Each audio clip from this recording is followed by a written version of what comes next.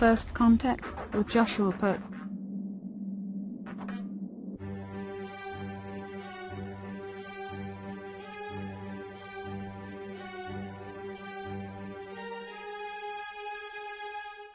Hello, Earthlings. How you doing? Welcome back from the weekend. Josh Poet here. First Contact Radio is the location where you are right now.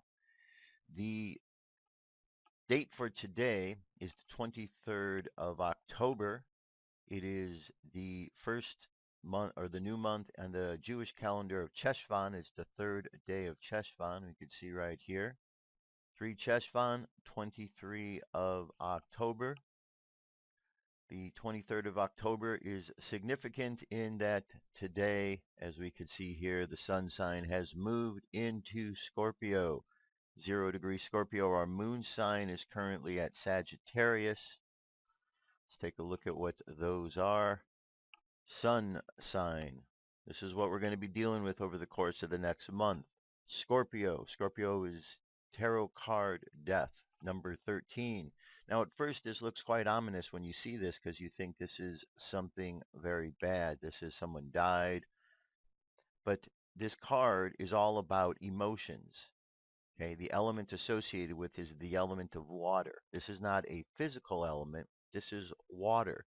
Water is emotion. So what is taking place here is an emotional death. This doesn't represent a physical death. Perhaps if there was a reading that was done and this card came up in conjunction with other cards, if you're looking at a reading, you might be able to look at it as a physical death. But this is a transformation that occurs from the physical level.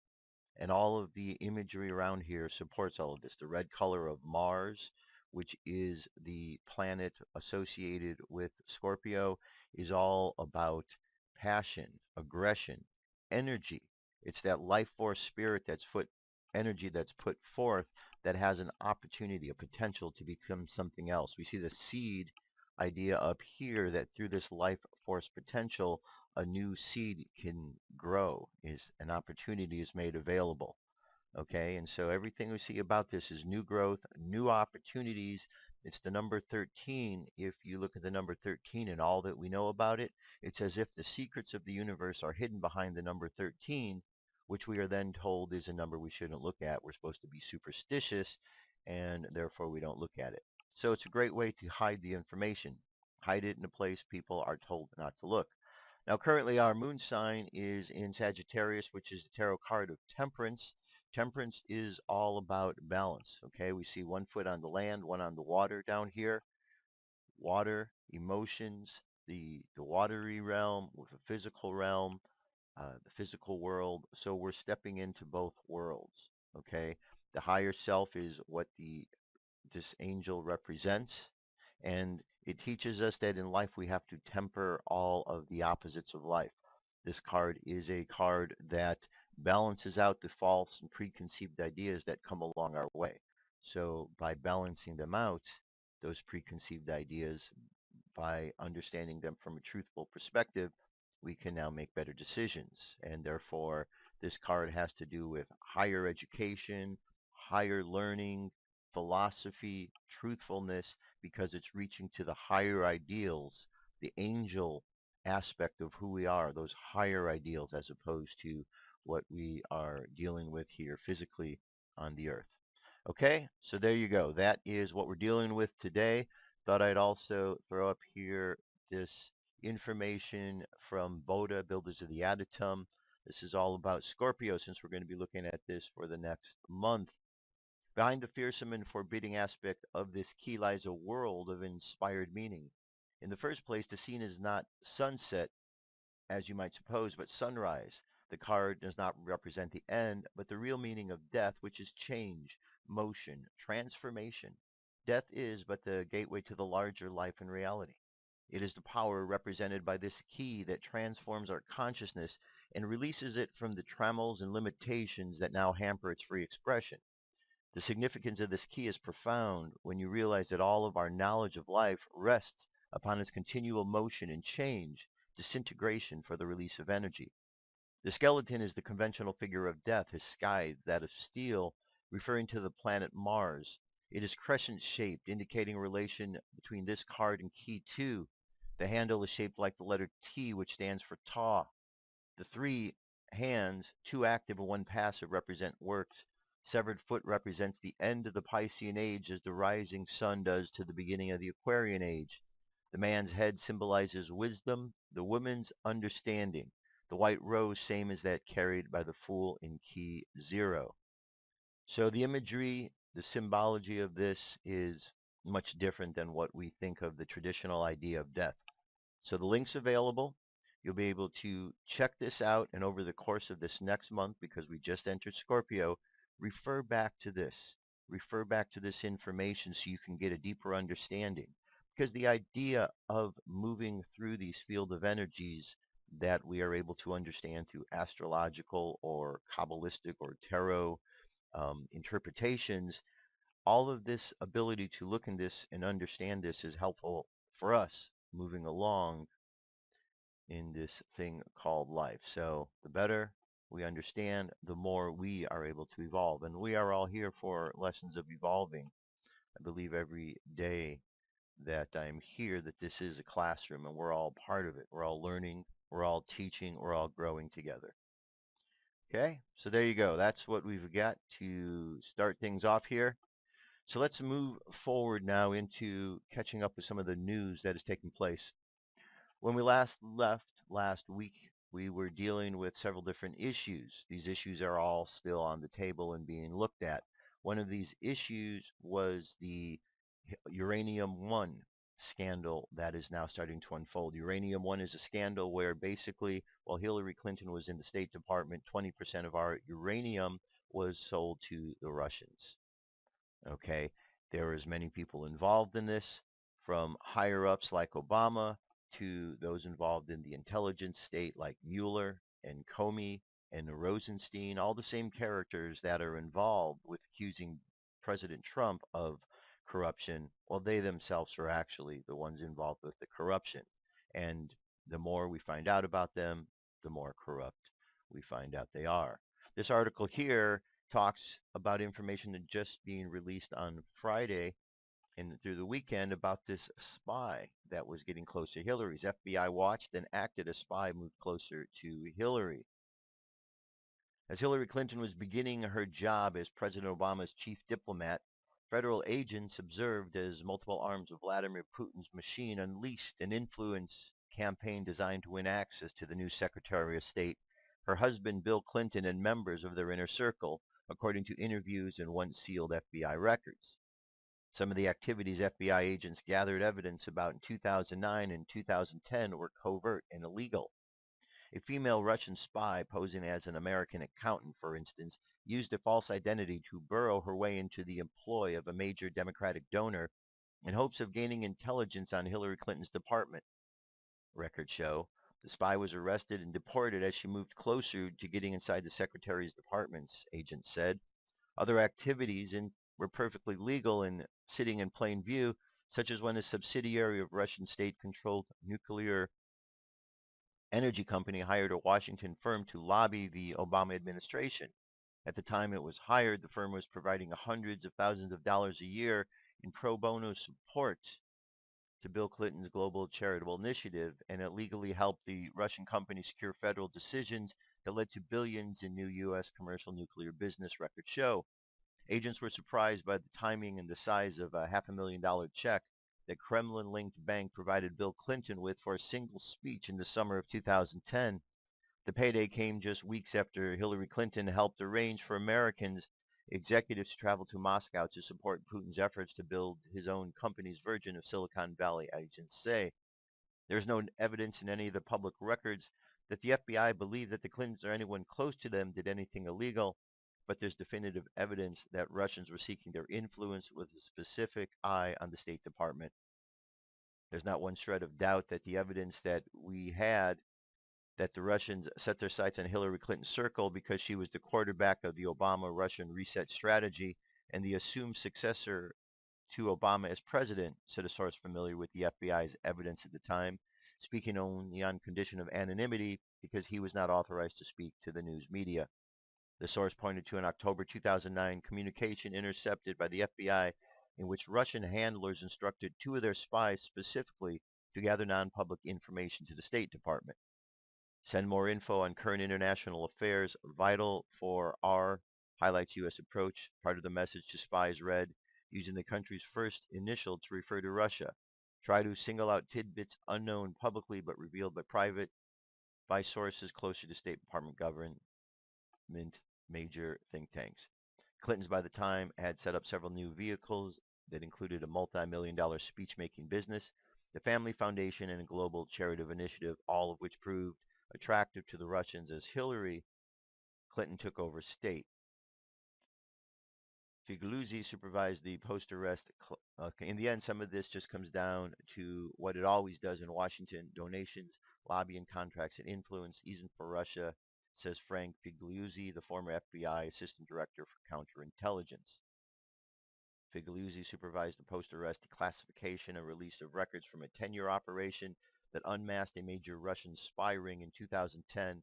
It was one of the most important U.S. counterintelligence victories against Russia in history, and famous for nabbing the glamorous spy-turned-model Anna Chapman. While Chapman dominated the headlines surrounding that spy ring, another woman posing as a mundane New Jersey accountant named Cynthia Murphy was closing in on accessing Hillary Clinton's department, according to records and interviews. For most of the 10 years, the ring and the Russia spies that included Chapman and Murray acted as sleepers, spending a great deal of their time collecting information and passing it on to their handlers inside the Russians' SVR spy agency, records say. So we see real collusion going on there, but it isn't with President Trump, it's with Hillary. Okay, but they're certainly pointing the fingers and blaming everyone else. It's really not too difficult to understand that that's Hillary's MO. She has a book. She's blaming everybody else but her own self for the problems that occurred. Robert Mueller's had problems, and he will continue to have problems being pointed out. Robert Mueller invested in hedge funds linked to Russia and George Soros. Some more collusion by the very people who are trying to point the fingers elsewise. This comes to us from Jacob Wall. Robert Mueller's complex financial entanglements include investments linked to George Soros and Russia. During Mueller's tenure at the FBI, high-profile cases of financial wrongdoing within hedge funds that he invested in were ignored by federal law enforcement. An offended American investigation has revealed that Robert Mueller's holdings in a fund of funds exposed him to Russia investments into hedge funds tied to George Soros. Mueller's exclusive hedge funds were not open to the general public, but rather wealthy, private, and accredited investors. The minimum investment in several of the funds is $10 million. Mueller had been an investor at Mellon Optima Ellis Strategy Fund, LLC, for many years.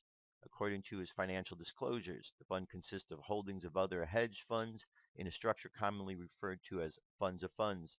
According to 2017 SEC filings, one of the funds held by the Mellon Optima LS Strategy Fund is OCCO, Eastern European Fund, run by Charlemagne Capital.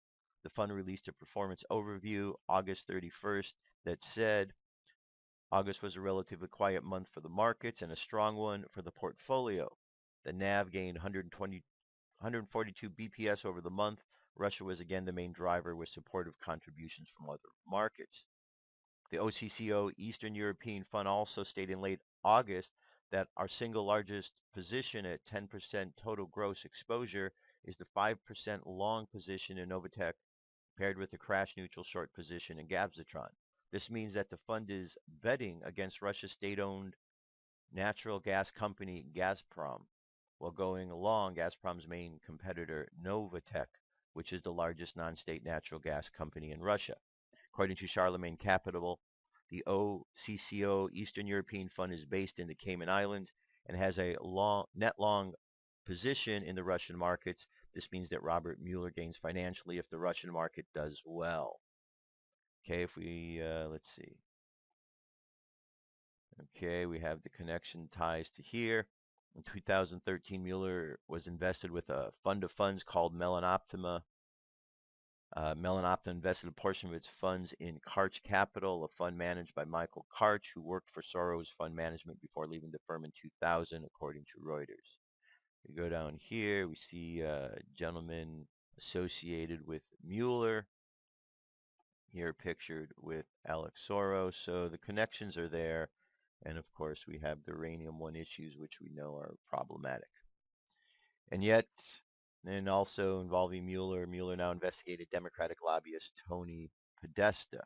Tony Podesta, another brother of uh, Podesta, who was with the Obama administration, John Podesta, both pedophiles, both persons of interest in the Madeleine McCann disappearance.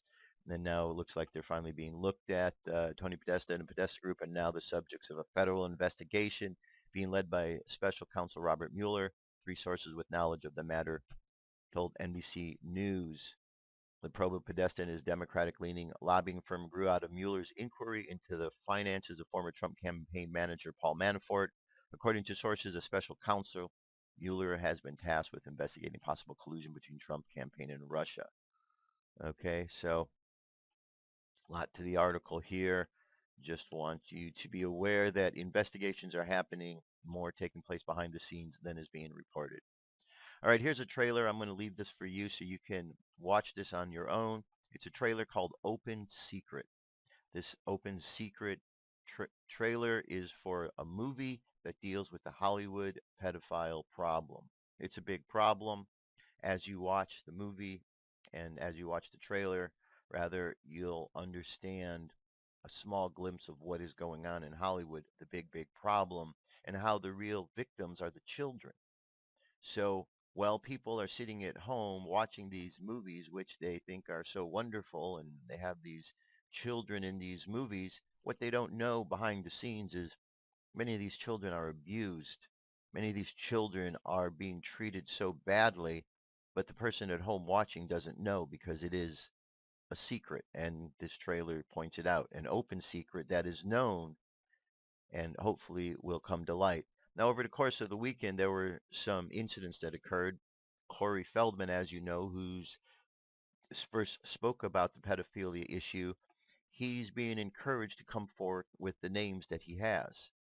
And he has spoken about this, and he wants others to come forward so he can be protected a little bit better.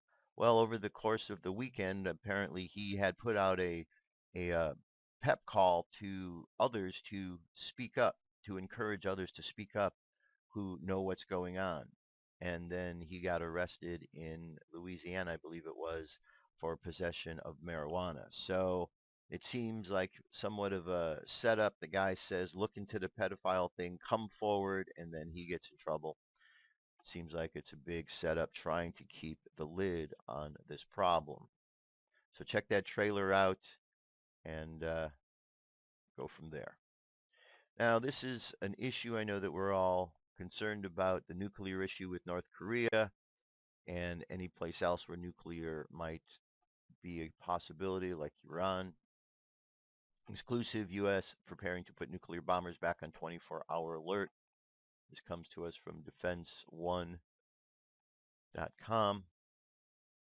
If the order comes with the B-2s, we'll be ready to fly. Posture not seen since the Cold War. Barksdale Air Force Base, Louisiana. The U.S. Air Force is preparing to put nuclear-armed bombers back on 24-hour ready alert. The status not seen since the Cold War ended in 1991. This means that the long dormant concrete pads at the ends of the base's 11,000-foot runway, dubbed the Christmas tree for the angular markings, could once again find several B-2s parked on them, laden with nuclear weapons and set to take off at a moment's notice. This is one more step in ensuring that we're prepared, General David Goldfein, Air Force Chief of Staff, said in an interview during the 6-hour tour at Barksdale and other U.S. Air Force bases that support the nuclear mission. I look at it more not as planning for any specific event, but more for the reality of the global situation we find ourselves in and how we ensure we're prepared going forward. Goldfein and other senior defense officials stressed that the alert order had not been given, that the preparations were underway in anticipation that it might come. That decision would be made by General John Hyten, the commander of U.S. Strategic Command, or General Laurie Robinson, the head of the U.S. Northern Command. STRATCOM is in charge of military's nuclear forces, and NORTHCOM in charge of defending North America. Okay, so we'll keep our eyes focused on that. Let's turn our attention now to Las Vegas because we're still getting a whole lot of nonsensical stories coming from the officials out of Las Vegas. It's not a lone gunman. It's not a lone gunman by any means. This video that I have linked here for you to check out, I've got a couple of videos here, shows some more clues of what was going on in Las Vegas. Uh, One of the clues in this particular video right here are numbers of people down in this area. Here's a whole bunch of ambulances right down here. And the ambulances, look at them, a whole bunch of ambulances out by Hooters. And the person narrating this had been watching this and was watching them pulling bodies out of there. There's like 16 ambulances all lined up here. So what are these ambulances doing out by Hooters, and where was the notification to anybody that this was going on? Well, there wasn't. All of our attention is focused in this other area of the shooting, and it might not actually be the way we were told that it was. You see, the official story, the lone gunman story, is falling apart left and right. They're trying to cover it up. It seems that there was definitely multiple shooters going on, perhaps multiple events that were taking place out there. One of the events you possibly have is this undercover sting operation that went terribly bad. This would account for the variety of the guns that were in the room. This would account for some of the other inconsistencies that have been reported during the course of this event's happening. The other things that are not being reported are the multiple shooters. Multiple shooters have been reported by eyewitnesses on the ground, eyewitnesses in multiple locations. You can listen to the police scanners from that night, and you can hear reports of multiple shooters at least 5 different locations simultaneously. And this was just between when they did the breach of the first door in the hotel to the time of the breach of the second door.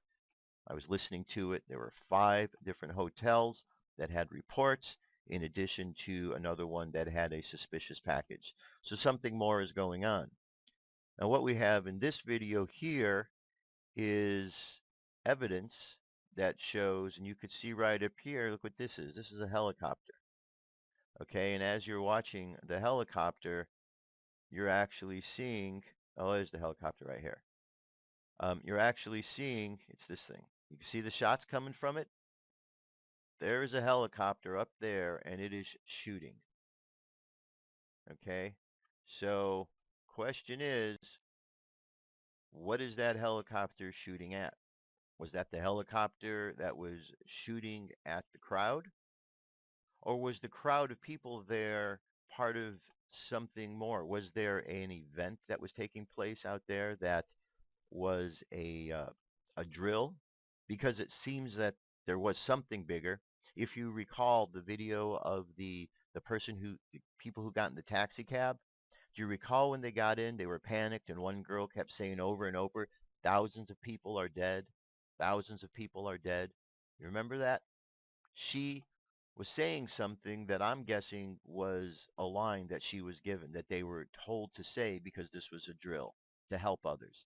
But during the course of this drill, it seemed like there was a live event that took place as well, which caused much of the confusion.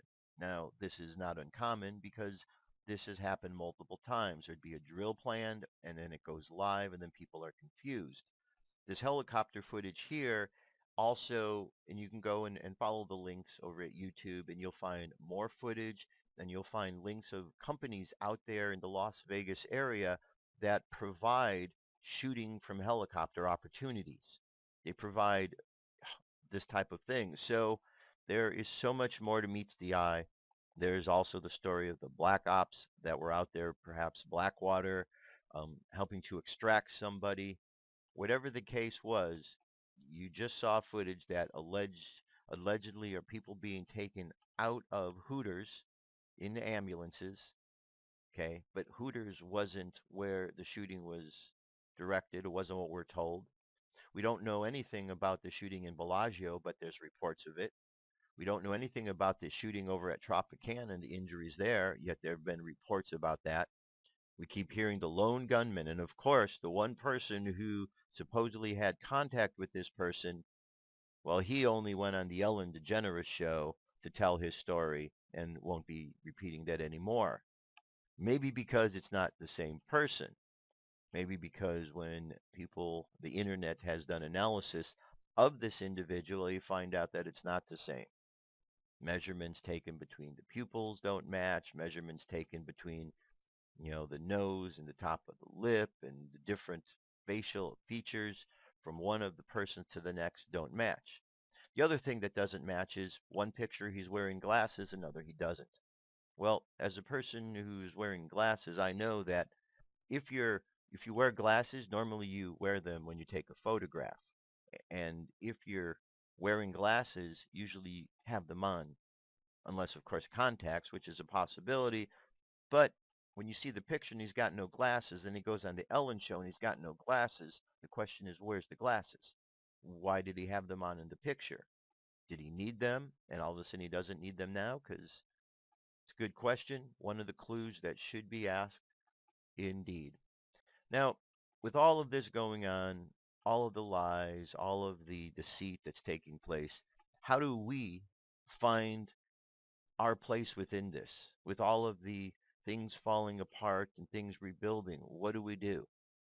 Well, my solution is to rely upon God. I use two words I have as my guidance. Trust God. Trust God. And I allow those to be the two things that move me forward. And if I don't fully understand that trust, I trust even more, and I just, force myself to trust. And in doing so, over time, that's like a muscle that's gotten stronger and stronger. I find that I've been able to move through situations in life with somewhat of an assistance, a guidance, a helping hand. Anybody who's reached out spiritually knows what I'm talking about, because the presence of God is everywhere. And all we have to do is reach out to that. And when we do, well, it's amazing what comes our way and the opportunities we do have. So this is a very good prayer to remember in times of darkness. The Lord is my shepherd, I shall not want. He make me lie down in green pastures. He leadeth me beside still waters. He restoreth my soul. He leadeth me on the paths of righteousness for his name's sake. Yea, though I walk through the valley of the shadow of death, I will fear no evil, for thou art with me. Thy rod and thy staff, they comfort me. Thou preparest a table before me in the presence of mine enemies. Thou anointest my head with oil, my cup runneth over. Surely thy goodness and thy mercy shall follow me all the days of my life, and I will dwell in the house of the Lord forever. Forever. Okay, it's very significant, very important, my friends, that we are able to tap into the spiritual aspect of life. Because if we go back to the stories of our earth, we have a story that tells us back at the beginning of what we know of our creation period, there was deceit of some sort that threw itself in the mix, and that was going to try to deceive God's children. And this dark demonic energy, archonic influence, whatever it may be, it has been there and is continuing to be there to throw confusion in our way. But the spiritual teachers that have continually come to our planet have told us time and time again that the way through this darkness is through faith, through understanding the higher power of God, Great Spirit, divine providence. Whatever you understand is that intelligence that's around us, that is what is there. So let's just take a moment, my friends, to say, Heavenly Father, Heavenly Mother, thank you for the blessings of this day. Let us open our mind to the opportunities before us. Let us see the light through the darkness, that we may be able to share more of this light for others, to dissipate the darkness and move forward in the path of clarity as you would like us to do. Amen. So let's go out, my friends, today. Let's have an awesome day. Let's just think positive things. Let's just be positive and keep making the world a better place. I love you. Keep loving each other, and I will talk to you tomorrow. Peace. I am out of here.